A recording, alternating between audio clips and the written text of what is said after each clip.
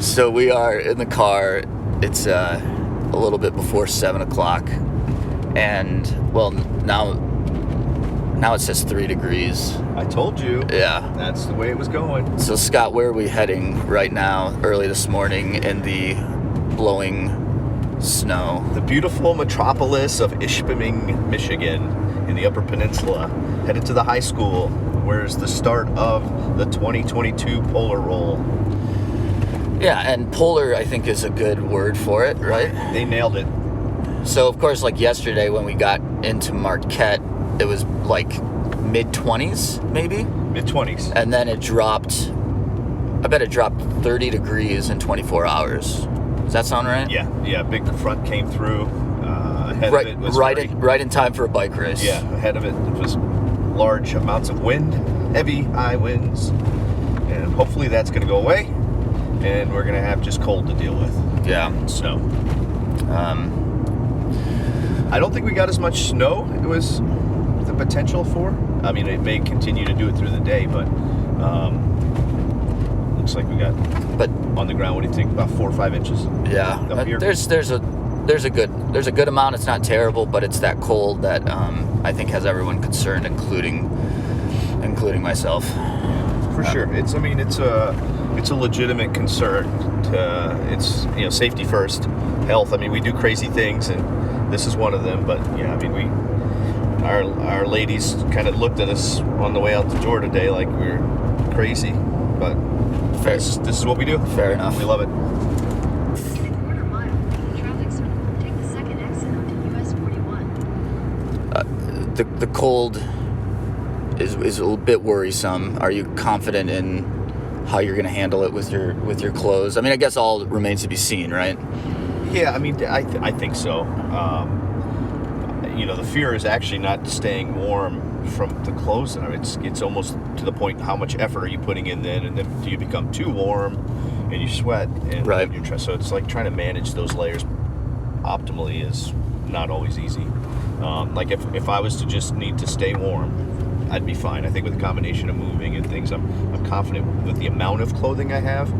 It's just, did I pick the right layers and which ones to wear when? Yeah, I'm with you. I've got extra stuff, right? So I'll wear a little bit thicker gear, I think, to start. And then once you get warmed up, I'll switch that out for a thinner layer. And you go back vice versa, depending on how I feel. So it's nice to be able to carry options with you. Yeah, and I think for both of us, like, we're in no hurry. So if you need to stop and rethink what you're wearing or what you have on, I mean, there's no reason why you can't do that. Right. I mean, that's kind of what we did with water, too. We both have water bottles that will require stopping and,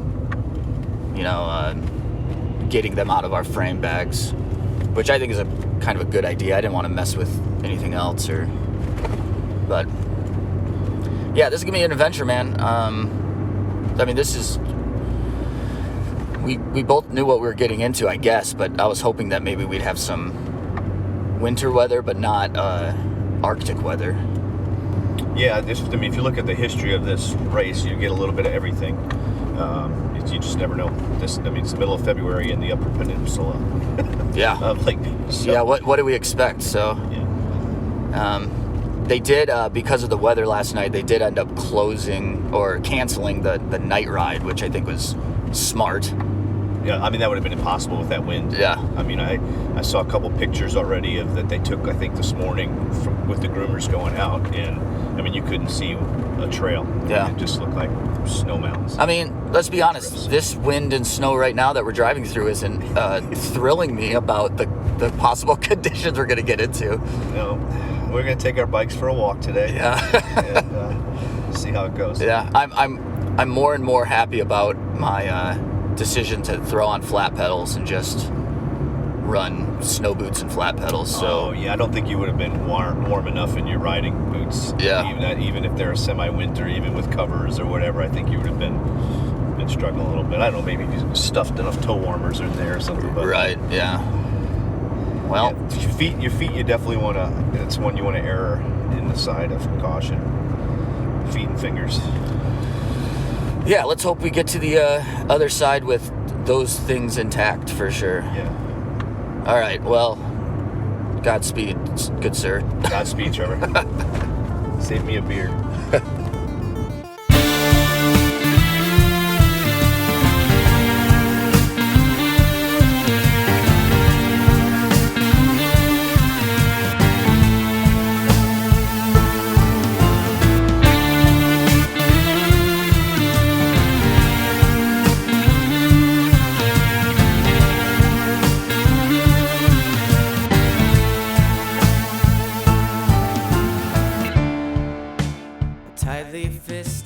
Yeah, so Scott, we are on the other side of the polar roll, and we made it. We did. It was funny. Obviously, you and I were just sitting here listening to ourselves that we recorded during our ride to the start, and all of our trepidations about weather and how trail would be. And man, it turned out to be great. We were definitely concerned. We kind of went on, and I definitely had a bit of worry in my voice. Before we get too far, from KOM Cycling and Michigan Midpack Media, welcome to the Dirty Chain Podcast, the podcast that covers the cycling scene from the viewpoint of the Michigan Midpacker, whatever. I was definitely a Michigan Midpacker this time. Well, you have to qualify yourself that every now and then, or we're going to have to change your intro. I absolutely do. Yeah. So it was definitely interesting to listen back right now at what we were concerned with before the race, what we thought we were getting ourselves into, because our experience was different than what we were thinking. Do you agree with that? I do agree. Yes. And, I had some concerns early, also coming off of I've got a sprained knee that I was concerned about. And so I was worried that if the trail conditions were pretty rough and there was going to be a lot of walking, I had some concerns about even being able to finish. And, so temperature set aside, because that we knew that was already going to be a thing. And I thought I'd prepared for that well, and which worked out great. But when the trail was just perfect, it was firm and rideable. And I said, this is going to be great. I was able to manage my power outputs and have a good time, and did very little walking on the bike. And so that was awesome. I mean, I think there's a lot of people that were really surprised about how well the trail turned out based off of the weather conditions we were going into from the night before and morning of. Now, this is a great segue. You don't know this, but yesterday I had a conversation with Danny Hill, and we talked about the trail conditions. We talked about the work he did grooming it the morning of, and the concerns he had with the wind and everything. So I think this would be a good time to throw that in. Yeah, hats off, Danny Hill. No and, kidding, and man. whoever, and the crew, those guys up in Ramba Trail that takes care of that stuff. They did an amazing job. Definitely. Amazing. Let's listen to my conversation with Danny and then get right back to this.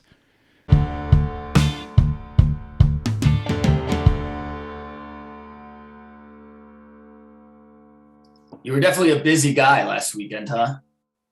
Oh, definitely, for sure. Yeah, Mother Nature hasn't been kind this winter so far. No. It's of course different, like downstate than up there, but man, it seems like every year Polar Roll. I mean, I guess it wasn't last year, but I know the year before the weather was pretty bad as well, wasn't it? It was really cold, right? It was really cold. Yes, correct. Okay, I think I'm good. Okay. Yeah, so that's what I remember. So this was my first year, and what I remember specifically is a lot of people talking about, near frostbite conditions, all this stuff. It's like, why in the world would anyone want to do that? And then I get a fat bike, and then I'm up there this year. So, so Danny, again, thank you for talking to me today. You just said you got off the trail, right? Grooming? Yes, I did. Yep. So yeah, probably about an hour ago. So that was a huge question I had, is like, I know you spent a heck of a lot of time for the Polar Roll grooming, especially like probably right up to the event. But how much are you grooming outside of when there's like an event coming up? Um, Mother Nature kind of dictates, when I groom, but it's usually about 35 hours a week, I would guess. A Holy cow. full groom of the trail system takes about 5.5 hours. Wow. Thir- Um, 35 hours. That's way more than I expected. yeah. I don't have I'm retired, so that's kind of my so-called job, I guess. But it's, yeah, I spend a lot of time out there. Wow.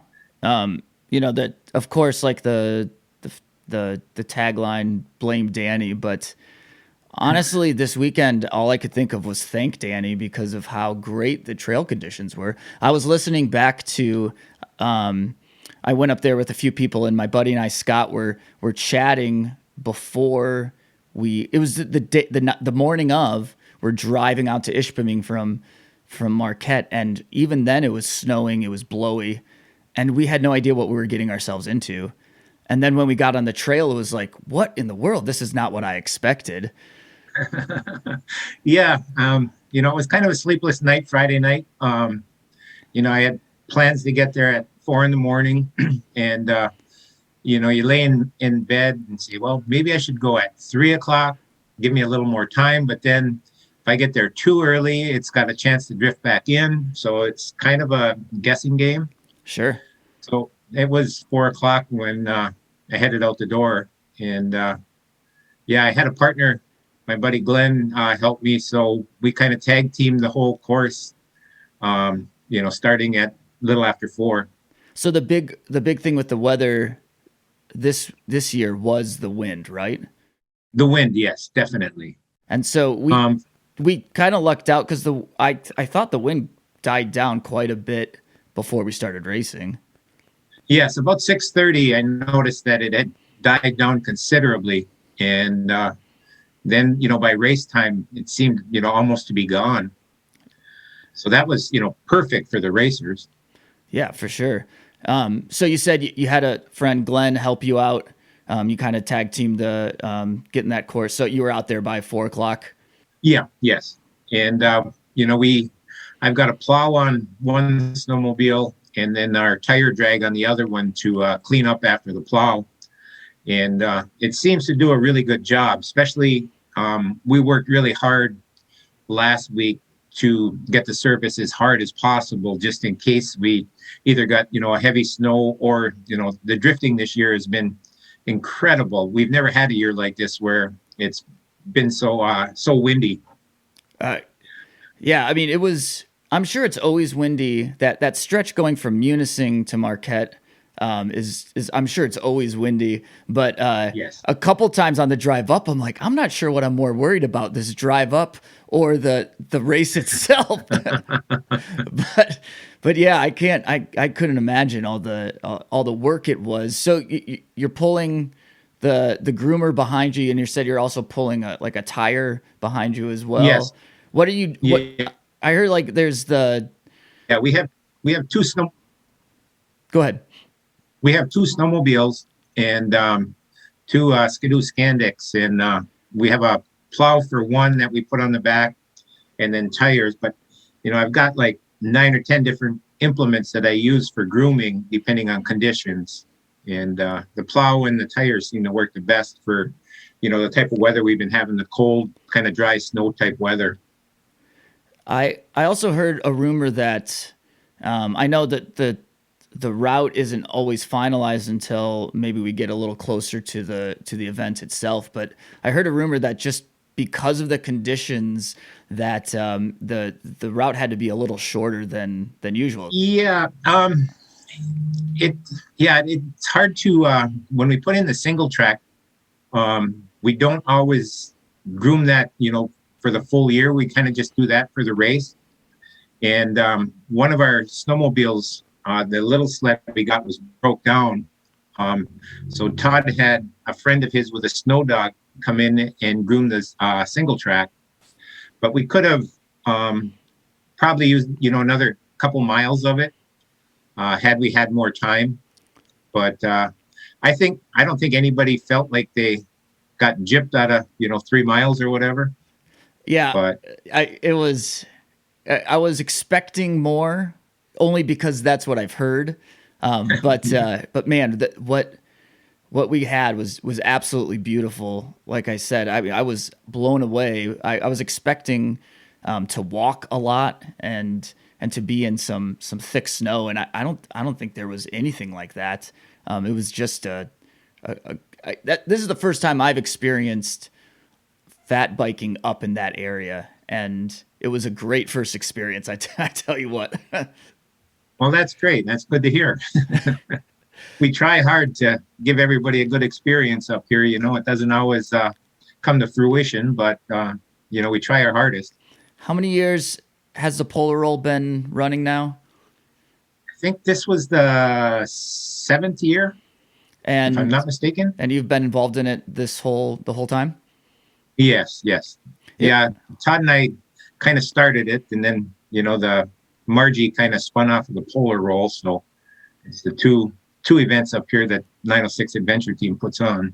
Yeah, absolutely. It was cool because I've talked to Todd quite a bit, and I know Todd a little bit, and I've never really met you. And to be up there, so the night before you're hanging out at Black Rocks and everyone's saying hi to you, and then obviously first thing in the morning you're out grooming the trail, and then you're hanging out on the trail, like helping people, saying hi to people, cheering people on.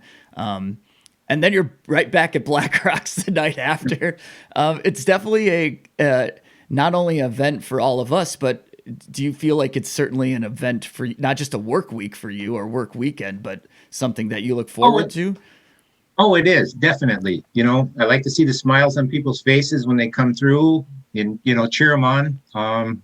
It's just something we do. Usually we have the Black Rocks crew out there. A lot of those guys are my friends, and, try to just keep cheering people on. And that's kind of what we do. It's a fun time. In terms of weather and conditions and everything, how did this year rank compared to some other years? It was probably not the hardest year by any means. I think I'm terrible at years, but I think it was 2019 where we had all the heavy snow and all the trees came down. And, Yeah. I think I was up for like 70 hours trying to get the trail ready, and it still turned out to be a push your bike show, so, but it wasn't for lack of trying, that's for sure. Yeah, definitely. But yeah, this year was a little nerve wracking just with the wind, because you sit there Friday night and it's just howling, and it doesn't do you any good to go out there in that kind of weather, because you're just going to have to go right back out and clean up again anyway with that wind. It just, doesn't give up. Yeah.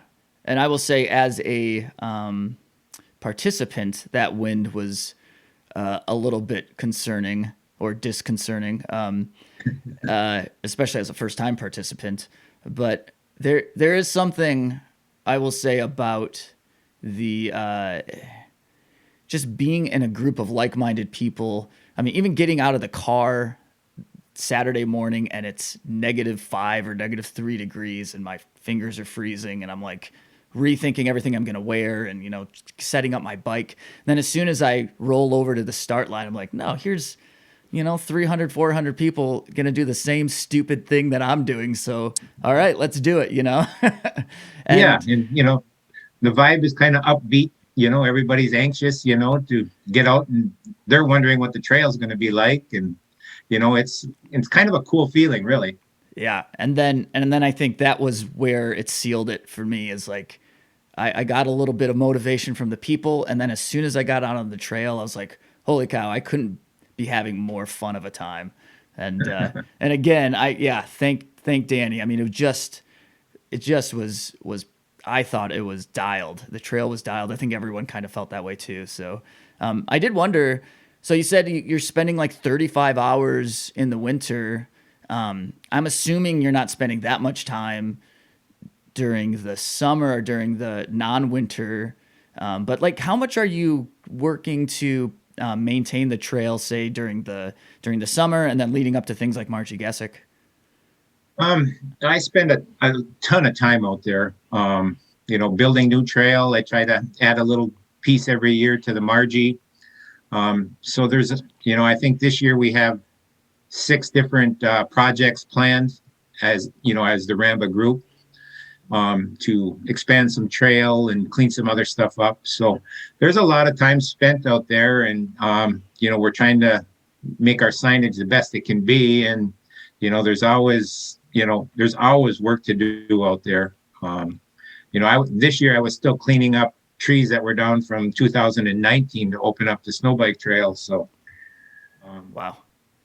I'm fortunate to have, if I put a help needed sign out there, I get quite a few volunteers that come out and give me a hand. So I'm very fortunate in that aspect.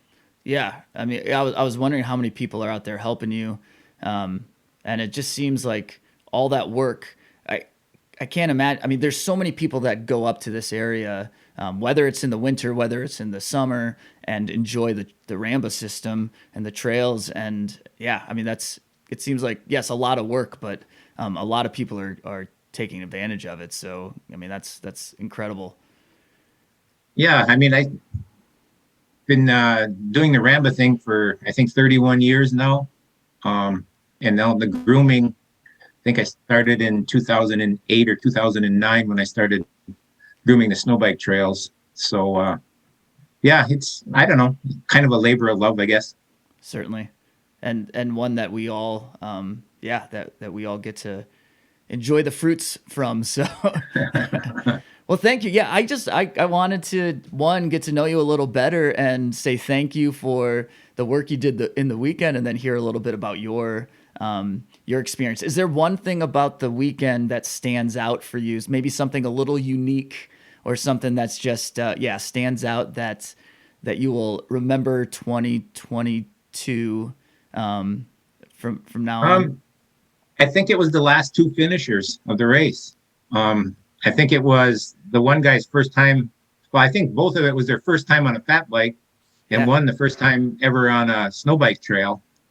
And, they stuck it out. I saw them, the couple different places that I was on the course, they, oh no, we're going to finish. We're going to finish. They finished, and it was awesome to see. Oh, that's incredible. So, yeah. They were quite funny to, when I saw them, the first place I was at the south side of Cedar Lake, and they were going to do that really hilly loop there where we were at the beginning of it and at the end of it. Yep. And I thought, well, if they make it through this, they might make it to the end. And they did. They had smiles on their faces. So that was the best part. Oh, that's cool. That's very cool. And cool of you to hang out there watching everyone go through. But yeah, that's a really cool story.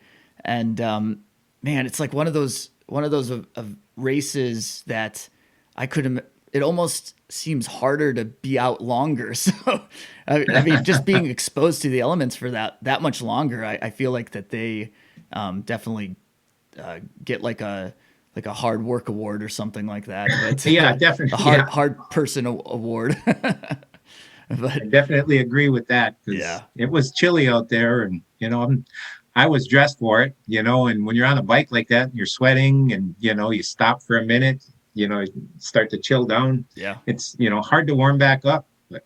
Definitely. Well, I think I'll say it now. This won't be my last Polar Roll, and I hope to be up in that area more often, of course. And hopefully, next time we chat, maybe it'll be with a beer in our hand, and we can cheers and see each other that way. But thank you so much for the weekend, and thanks for this conversation. Really appreciate it. Yeah, not a problem. Just look me up anytime you're up here. I'm a pretty good tour guide too. So awesome. Great. Thanks, Danny. All right. Well, you take care. Have a good day. Hey, you too. Appreciate the time.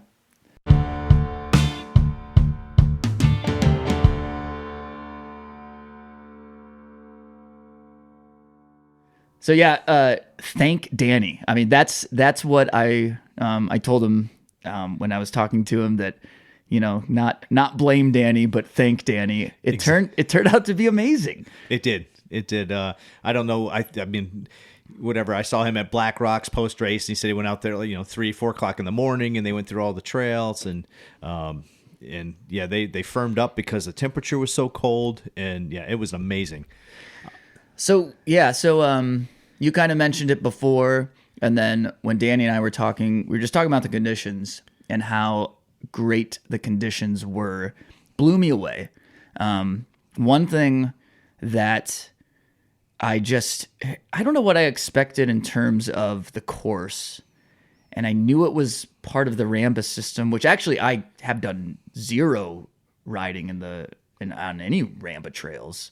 Right, and I've only ridden in the summer and fall months. Correct. So I've never done any snow biking there, and so it was it was a brand new for both of us of what our expectations were, and then it's set on top of, well, this is a Todd Poquette race, and Todd likes to throw some stuff at you, and like, what is this going to be like? And for us both having our first polar roll, I think we were a little nervous. Yeah. I mean, going all the way back to our conversation as we were driving in, I think we were kind of setting up a possible, like, well, if this doesn't work, this is why, like kind of setting our excuses up just in case. And, you mentioned your knee injury, and I was just kind of freaked out about the weather in general. Not quite sure I prepared for it correctly, or, just was experienced enough.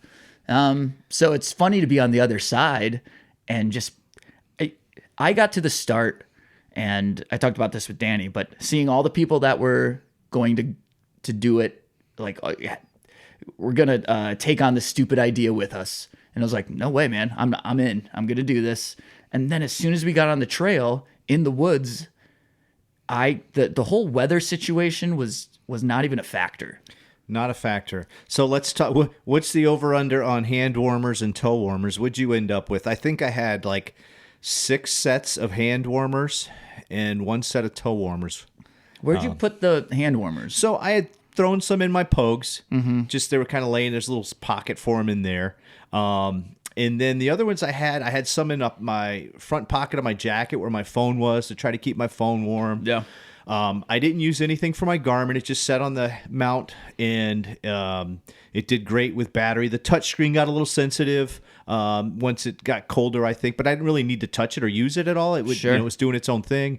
And then the rest of them I had in my frame bag to help keep my I had some external batteries in case I needed those, again, not knowing what I was going to need if I needed 6 or 7 hours worth of saddle time. So I was just being prepared. And then I had the rest of them inside where my water bottle was to help try to keep that unthawed. And that all worked perfect. How much water did you drink? 24 ounces. Really? I think, yeah, I mean, that's what the bottle was in. It maybe had a little couple sips in the bottle, but in that, of course, it was a combination of Carbo Rocket, water, and maybe a little whiskey in there too. And I was trying not to let it freeze, Well, I had my, well, it's not whiskey. What is Fireball? What is Fireball? That's a whiskey. It is a whiskey. Okay. Yeah. I had my whiskey just kind of separate from everything else, from the Wheel of Destiny. I gave the spin on the Wheel of Destiny, and luckily got Fireball. There's a lot of garbage things like Malort and pickle juice. Actually, I wouldn't mind pickle juice. Oh, so I have to correct my intake then. So water intake, yes, but there was also additional beer consumed. Once at Fire Pit 1 with Danny, and then also at I did not spin the wheel. I just walked up to the bacon station, grabbed a piece of bacon and a beer, and just chugged the beer and had a piece of bacon, which, by the way, that's all I consumed for food wise. Yeah. I mean, obviously there's some calories in that Carbo Rocket, but yeah, just had a piece of bacon. I think this brings up a great point about the fun of Polar Roll. Of course, it's an adventure, and when you have years like this year, the conditions were amazing, but also it's just a fun time, and it's a party. Yeah. If you want it to be a party, you can go out and crush it like a lot of people did, or you can just decide, you can challenge yourself and then stop at the bacon station and have all sorts of bacon. You can spin the Wheel of Destiny and see if you take a shot at Fireball or a PBR or something, and sit by the fire for a long time. And it feels, I I went by so the course took you by this Bacon Station or whatever, this unofficial stop twice.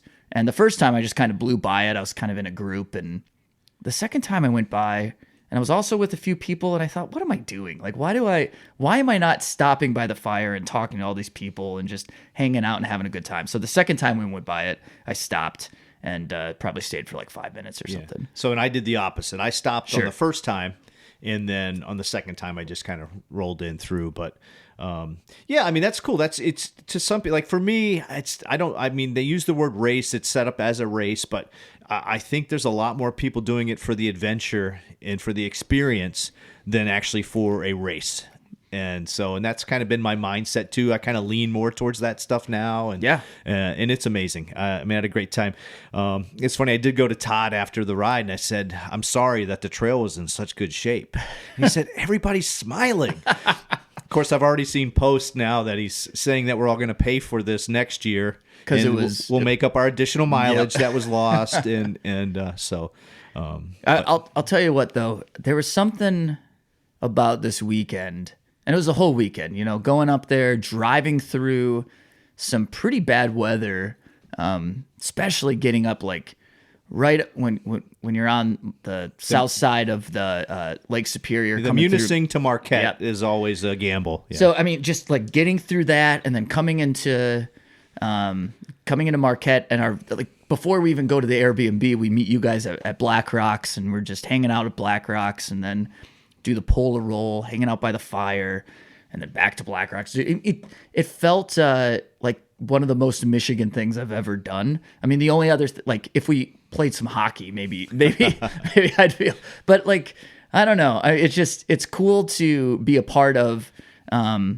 In the last few years, just you see these people go up there, and I just feel like they're just hard people, just like working through the elements, and it's something that I've wanted to be a part of. And then coming on the other side, it's like, yeah, I feel a little more Michigan or a little more hard just because I went through it. Maybe a little more UP, maybe. Yeah. And it was interesting to see the numbers too. When Todd had posted about how many people were registered and then who showed up for both the mass starts of the 30. Seemed like a lot less people maybe had committed to or showed up for the 15. So maybe they were kind of on the fence in the first place. They're doing the shorter version, but man, there was a really big turnout for the mass start 30, even with the weather. And then you see a lot of comments about people that were bummed out because they decided not to show because they thought weather would be an issue or trail would be an issue, and it ended up being really good. You got to show up. You got to do it. I am so glad that we didn't talk ourselves out of it. I think I was talking to Danny about this or to you about this. It's just the night before, and just sitting in the Airbnb, and you just listen to the wind howl. I was like, what in the world are we doing? And you got to show up. That's exactly right. Yeah. Like it's worth it. And just show up and give it a shot. And I love it. I'm trying to think of things that I would do differently. I'm not sure. I think I was pretty well prepared. I had a couple pair of gloves. I mean, you're talking about the hand warmers, toe warmers. First of all, those toe warmers I gave you, they were garbage. I don't think they worked. I don't know. My feet never got cold, so I can't tell you if it was the warmers that helped. I mean, I had the alpaca socks on that I used the discount code, got those socks from signing up for Polar Roll, and cheers for that. I used those with some Columbia boots, traditional, winter boot, nothing on the riding side, but my feet were perfect. I had zero issues. I'll say that. My feet were fine. I didn't have any cold toes. I wore 2 pairs of wool socks, and then my snow boots because I ran flat pedals, which I think was a great idea. I'm not that used to flat pedals, so there were a couple times where I did a move like I thought I was connected, but I wasn't. But it's fine. I figured it out pretty quickly. Yeah. But yeah, my hands. I think my hands were fine most of the time. I'm glad I had those bar mitts. Yeah. I sweat through like my first pair of gloves and I switched them out. Yeah. I mean, that's the other thing too. Like I think we both had loaded up most of our essential items we thought we were going to need based off the weather we were seeing Friday night, even up to Saturday morning. So we get there and it's still really cold and we haven't seen the trail yet. So I think I had way more things than I needed for that particular day that I carried around. So you say, like, what would you change? But you can't, unless you start pitching stuff, unless you start throwing things out halfway through. I mean, you just bring it because you don't know. So, Correct, I carried a lot of extra things. I had a extra pair of socks, extra pair of gloves, extra layers. I put a backpack on and had that stuff. I had all these snacks and things in my bag because I didn't know. There's a big difference between a 3-hour ride and a 6-hour ride, Correct, right? So, yeah.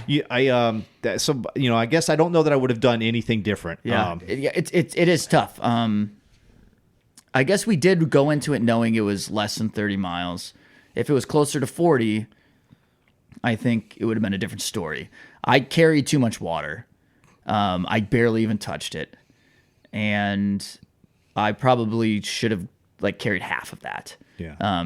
I did force myself once to stop and drink, even though I was like, I don't need to. But then I was like, that's stupid. So I did force myself to drink a little bit, because we both carried water. Well, did you have a water bottle? So it was handy? an insulated bottle inside my frame bag, though. So it wasn't. Okay. I guess I could have, if I was a better rider, I probably could unzip and grab the bottle and drink and put it back. But every time I had drinks of water from my frame bag, I stopped and got off the bike. Right, and that was my thing. And maybe I didn't drink enough water or drink water because I had to stop. But I think I would do the same water system, still in the frame bag, but a little bit less. But besides that, I'm really not sure what all I would do differently. I was because we were successful in what we wanted to do. So I guess there's no reason really to second guess what we would have done different because we had a successful ride. You know? So I think we nailed it. The only thing, and I'm not sure if this is equipment, technique, pressure. Some of those hills, I found my back tire really losing traction. And what do you think? Do you think that's a pressure thing? So I feel like the tires I'm running aren't the most aggressive, right? So Jumbo Gyms? You're right, but I don't think it was the aggression of a tread that was an issue for you based on that trail condition. Mm-hmm. I think pressure. I think we had your pressure a little too high. We were having some issues a little bit with your valve stems, and so we didn't really want to mess with the pressure too much. So I think you were running a little high on pressure. And then maybe another thing to think about too is your pedaling. Like you're so used to being clipped in, and you're on flats, and so that rotation of your power on a pedal was probably a little different too. But I would mainly probably number one would just be probably just a little high on pressure. Yeah. I think it comes down to pressure and then technique in the snow. Yeah. I had some issues with the shifting and getting that perfect, and I don't know if it was just the bike or just I'm not sure what it was. It's a snow riding learning curve. I think that's what it was. I don't think I'm used to just choosing the right gearing in the snow. All of a sudden, you go from you're ripping down a hill and then you got a steep thing and you can't just bail out with power and stand up and stomp. It's not exactly. Always that easy. And when I would try something stupid like that, then I would either slip or just stop, or I'd put my foot down. And I would be in way steep snow. Yep, can't take wide steps off the bike. Nope, not at all. I probably did that 27 times. Okay, so how many crashes into the deep snow? I didn't have too many real crashes. I think it's hard to call them real crashes because they don't feel like crashes. You just feel like you fall off the trail into some snow and you're like, oh. So I had a ton of step-offs into deep snow, even all the way over, maybe some with some speed, but it didn't really feel like a crash. Right. I had one where I was coming around a turn and my front wheel got caught and then it went into the deep snow and I just snow angel, Yeah. you know? Yeah. I think I had three solid, I guess 2 solid snow angels type, almost over the bar type things off to the side. And then one just like step off that was deep and kind of fell over. My favorite was, it wasn't a crash at all, but the second time I came around and Danny was there with the Camp Danny kind of area, and something was going on with my bike, and I stopped to adjust something, or maybe I really needed to switch my gloves. So I saw them up there. I was like, oh, this is where I'm going to stop. And they're standing in the middle of 2 trails. And then there's other things, and I'm like, oh, this must be like pretty firm snow everywhere. And so I stop and I kind of pull off, so if anyone's coming by, and where I pulled off was not firm snow. So in front of like half a dozen people, I'm just like, whoop, and I fall directly down. And Nice. I had to have someone help me, like they like pulled me up. But that was a little embarrassing. But Well, that's like where they had the bacon and hugs set up. It was right at the base of the stairs, riding down those stairs. I'm sure they got to see a lot of interesting crashes coming down those stairs. oh yeah, the stairs were. I survived. I was not expecting the stairs. I think talking like some of you that have been up there, ridden that in the summer. Yeah. You guys knew the area. You knew what but I think I was in a kind of following a little train at that point, and I just saw people disappear. I'm like, what's happening? But that was fun. I mean, I cleared them pretty well. Yeah. You kind of had that quick right hand turn. Yeah, though, at the and then end. it was a little sloppy at the bottom. It was. Yeah. I'm not sure if I may have had to put a foot down just to. That was another fun part of that I wasn't really used to. Is some of those downhills, you would rip down them, and then other ones, if they had ruts or whatever, you would just kind of skate down them. Yeah, I put 1 foot down. Usually, I usually put one side foot down and just try to stay off the brakes and just let the bike kind of ride and I learned that from Faddish. I tried riding down hills that were rutted without putting things down, and the only thing that went down was my face. So. So that was a little learning curve. I mean, fat bike racing's new to me. Well, I mean, I've only been fat biking for a year, so and I'd never raced before, so I'm still learning. I'm still learning a lot of things as well. So, I think my biggest regret, maybe not regret, but because it wouldn't have been possible. But I guess like I'm very envious of the ice beard that you came away with, and my ice beard didn't exist because I barely have a beard. Yeah, so maybe if I did anything different, maybe next year I'd grow up my beard a little bit. Beard for the before. winter. So yeah. There were some epic ice beards out there. I did get some good photos. Rob and Ryan both took good pictures of me, and I bought ones from each of those guys of my ice beard. So it was it's great. fun. Yeah, it was definitely envious of that. When you talked about doing some things different, I know one thing I would do a little different there would probably position. And I don't know if it's always the same too, because it was our first polar roll. I think I would have positioned myself a little better in the start.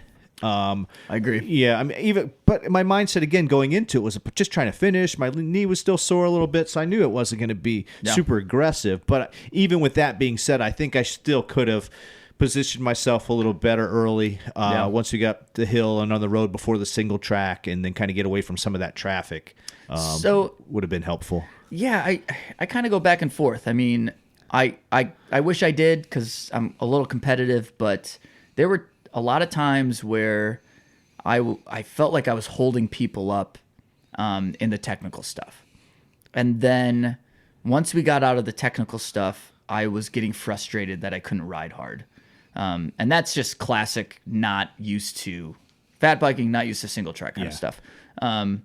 So there were a couple times where I actually just stopped and just got away. Like I stopped to drink some water, or I stopped to take my gloves off, just because I didn't feel like super comfortable being in a group. Yeah.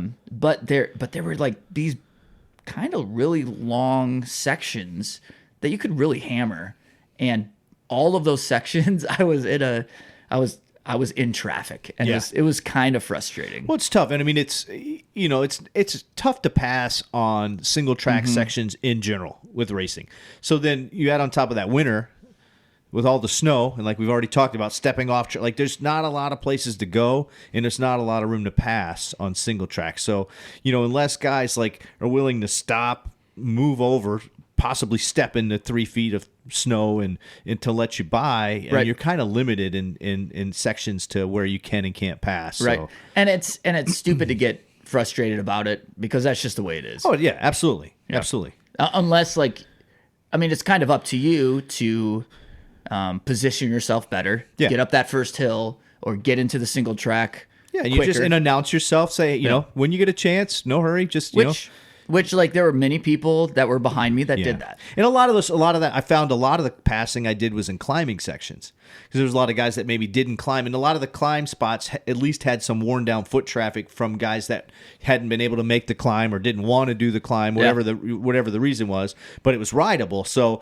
they were already off their bike, so they were just able to just scooch their bike a little bit, and then you could ride up past them. So I was able to pass a lot of people on climbs. I want to talk about one of the first times someone said behind you or like tried to pass. It was directly when we got into the single track, and I heard like a different noise behind me, and it sounded like someone's bike was defective. Yeah. And then all of a sudden, this skinny, lanky guy in snowshoes comes running by me, which of course is our friend Jameson Klockner, who decided to snowshoe or take on the polar stroll, right? I guess they call it polar stroll. Polar stroll, and on snowshoes, and he's running. Yeah. And he's running faster than all of us. Yeah. Yeah. It was amazing. And so there was a little bit of like we got into the single track. There was traffic. We're all kind of just waiting a little bit. He's right there, and then it opens up, and we're going downhill, and he drops us all on the downhill. Yeah, he was flying. Yeah, I got him, and I was able to spend some time with him out there. A couple times he came up behind me. I let him pass. Then we got to maybe a section, and I passed him.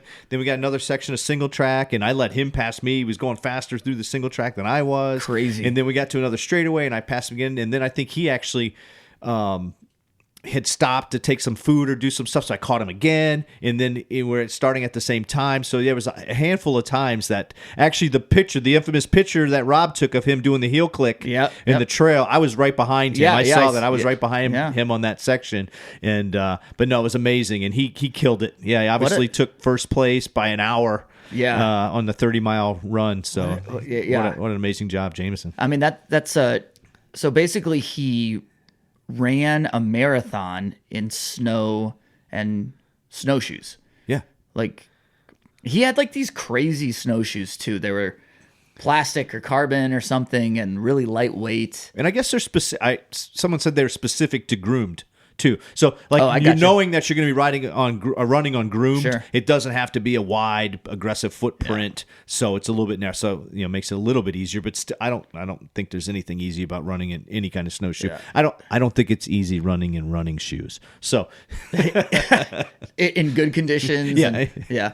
So, yeah, no, that was one of my favorite parts at the beginning to see him because one of our good friends, but lives on the other side of the state now. And I knew he was going to be up there. So the first time I see him is on the trail, and he just, he's behind me. I'm like, who is behind? Oh, and it was a good time. Yeah. Oh, and just his positive vibes too are amazing. Like if you were having a moment and a little bit of self-doubt or something was going on, like, and he comes by, and actually I feel like maybe I was having even a little bit of moment when I saw him out there, and he was just super positive. Like, I've got this. I think it was that time I let him by on the single track. I'm like, you're going to be faster than me. And he's just like, you got this. And yeah, it was probably something I needed at the time, but yeah, cause he's such a good spirit. So that was one of my favorite things about the weekend was the fact that so many of our friends were up there, and we got to see many of them finish and got to ride or, I don't know, or run, I guess, or whatever with them. And then just to, at the end of the day, it's something that we all accomplished, and then, you know, we all had beers together and just hung out together. It couldn't have been a better weekend. I think. An amazing event. And again, hats off to 906 Definitely. and Todd and Danny and those guys for putting on an amazing event. And to all of our friends that were up there and made the whole weekend a success. And cheers to everyone. For sure. Anything else? Here's the question. Will you do it again, or would you do it again? Yeah, under the same premise. Again, I think I will always set up that kind of event as just an adventure. Let's see what it has in store. And that's probably because of how successful this year was, too, and how amazing it was. Now, if I say, okay, I'm in for 2023 because I had a really good time, and we show up in 2023 and then, you know, we have to walk our bike for 15 miles, then I'll probably be like, you know, that might have been it for me. I don't know. But I mean, I agree. I mean, based off the success of this Polar Roll, I'm in. Yeah, I'm in. I agree. If not an if, like, I want to do it again. I want to be up there for the whole thing again. And in fact, I want to be up there like an extra day because I feel like it was too short of an experience. But yeah, I'll definitely do it again. If it turns into a different type of experience next time, then maybe, or I guess if this year would have been a different experience, then maybe I would be saying something different. Yeah. But and I don't know, because we say that now, but that's just like when we're trying to decide whether we were going to show or not show the start. We knew we were going to go to the start line. Like I still think, like, even maybe I say next year we go there and it wasn't the best and we have a different experience. Like you say, maybe it's more hiking. It's actually harder, and you have to pull even more from within and to finish and gut it out. Like, that's also, I mean, we like that stuff too. That's what we do. That's why we sign up for these events. So I mean, even if it was like that and it was really tough, I probably would then be saying, okay, well, I'm coming back next year because it's going to be better then. So I don't know. You're right. Yeah, I agree. So they're just amazing events. So for sure. And we're blessed to be able to do them and get up there and have a good time and with all our friends. That's the other thing too. Sometimes we go to these events, and like when I was injured and went up to Marge, like I just like the atmosphere and the camaraderie with all the friends. So I'm going just to hang out sometimes. Yeah, I'm okay for with sure. that too. For sure. Well, then I'll see you next year. See you next year. All right. Thanks, Scott. You're welcome. The Dirty Chain Podcast is a Michigan Midpack Media production in partnership with KOM Cycling, the source for your bike accessories and necessities. Connect with us on Instagram and Facebook at Dirty Chain Podcast. Email dirtychainpodcast@gmail.com. If you are enjoying the podcast, please leave us a rating and review on whatever platform you use to listen. Audio editing and original music by myself, Trevor Gibney. A huge thank you to Danny Hill, not only for the podcast time, but also for all the time he put on the trail last weekend. And thank you all for listening to the Dirty Chain Podcast. And as always, keep your chain clean, but get your chain icy. We will see you in the Midpack.